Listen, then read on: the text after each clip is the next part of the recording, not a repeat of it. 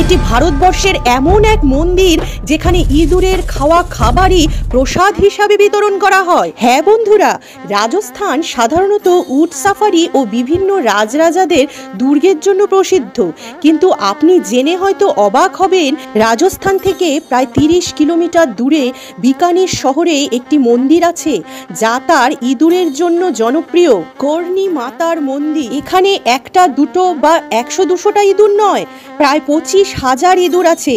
ওখানে লোকাল মানুষ এই ইঁদুরদের কাবা বলে ডাকে, মানে ছোট বাচ্চা। এই ইঁদুরকেই আসলে পূজা করা হয়। এমনিতে এই মন্দিরটি বিকানিরের মহারাজা গঙ্গা সিং প্রায় 100 সাল আগে বানিয়েছিলেন। পৌরাণিক মতে 14শ শতাব্দীতে মা দুর্গা কর্ণী মাতা রূপে এখানে থাকত।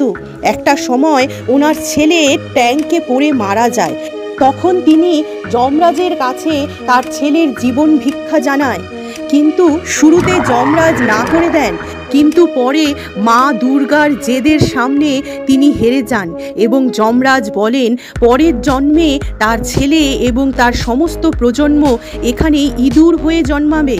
সবথেকে আশ্চর্য বিষয় হলো, এখানে এত ইঁদুর একসাথে থাকলেও এর আশেপাশে কোনো প্লেগ বা অন্য কোনো অসুখ ছড়ায়নি এখনও।